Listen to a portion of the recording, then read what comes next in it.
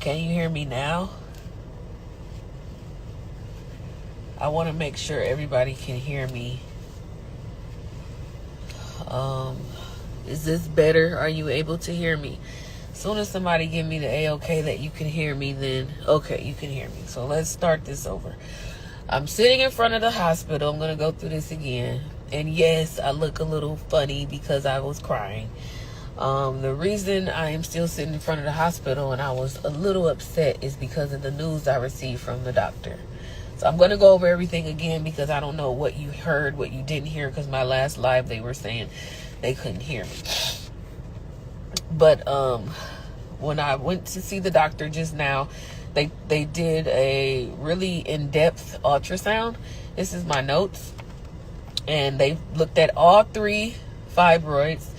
One is 5.6 centimeters. Another is 4.3 centimeters. Another is 2.7 centimeters. I have 3. I have 1 on the left side and 2 on the right side. My baby is 3.1 pounds, which my doctor made me laugh because she said that my baby is pretty big for me to be 6 months. And I'm like, well, probably because I've been eating too much. She said, yeah, let's slow down on the eating a little bit. And we kind of laughed that off, which was a good laugh before she gave me the bad news.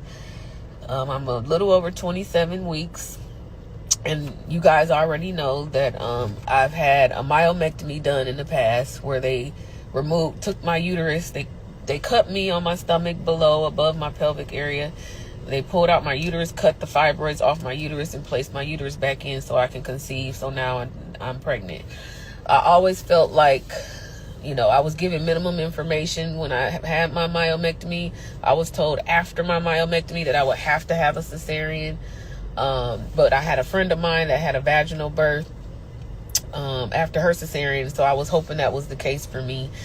But when I went to see the doctor today to get a second opinion, because the first doctor said I have to have a cesarean, she didn't explain why, didn't tell me anything.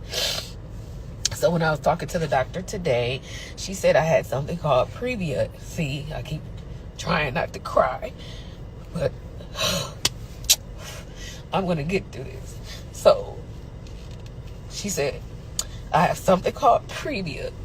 And previa is when the placenta is blocking the opening for the baby to get out, and the baby can't push through the placenta. So she was saying, I understand you wanted to have a myomectomy. I'm sorry, a vaginal birth, but because of your myomectomy, this is most likely the reason why you have previa.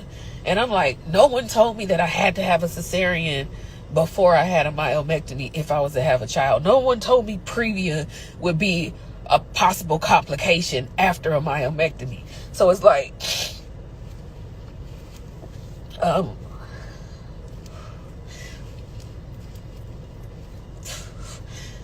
finding out all these different, issues as I'm pregnant. I'm like, why they didn't tell me this before so I can know all my options and know what to do. The reason I wanted a vaginal birth is because I felt like with that surgery, it kind of took a part of me, and I felt like having a vaginal birth would kind of normalize my situation. And I wanted to experience what most women experience, but I can't do that. So the good thing is,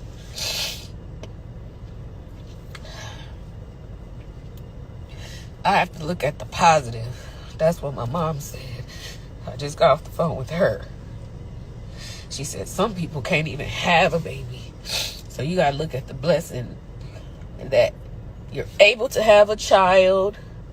You're able to conceive a child, bring a child to life full term, because there's people that's in worse situations. So you got to look at the blessing in it. And I do. And that's what's going to make me feel better, that she told me that. But I really had my hopes up to have a vaginal birth.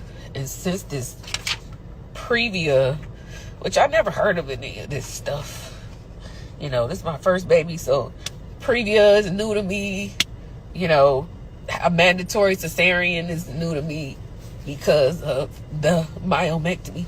And the reason I'm telling y'all is because you need to be aware of your situation, like, because fibroids is going to happen to at least 70 to 80% of all women around the world, every culture, especially African American women. So if you're in a situation where your fibroids is bad, like mine, and trust me, everybody don't have a bad case. Some people, fibroids will come and just go away, you know, but they do cause miscarriages, back pain, extended menstruals, like mine went to 20 days, blood clots coming out. Mine were the size of my palm. Iron level was terrible. Hemoglobin was off. I was fainting. I was losing a lot of blood. That was my situation, but everybody don't have fibroid situation like mine. Some people I met had worse situations than mine. There's a lady, she been married to her husband for over 10 years, and she doesn't have any kids, and they've been trying to conceive, but because of the fibroids, they haven't been able to conceive. And she conceived, and she had several surgeries. So you have to look at, well, I have to look at my situation and thank God that I'm still able to have a baby. And it's okay to cry. You know, my mom said that too. It's okay to cry. It's just, I'm just not getting what I wanted. But as long as the baby is okay, because they checked and they made sure, again, the baby don't have no type of Down syndrome, no diseases. I don't have preeclampsia. I don't have any issues. It's just the placenta is blocking to where my baby can't get out. So now the vaginal birth is just off the table. You know, I have another doctor's appointment. Oh, God. All right. I have another doctor's appointment tomorrow. But after hearing this news, it really kind of doesn't matter if she checks where my myomectomy cut was or where my previous fibroids were located, because I've already been told today that, you know, with Previa, because I'm so far along in my pregnancy, most likely that placenta won't move so my baby can get out. They said because I'm so far, it's going to probably stay right there. So I have to get cut anyway. And that cut hurts. Ugh. It hurts. But I'm just going to have to push through it. And it's right around the corner. What? Less than 3 months. I'll be having my baby. So talk something positive. Let's see. I'm having a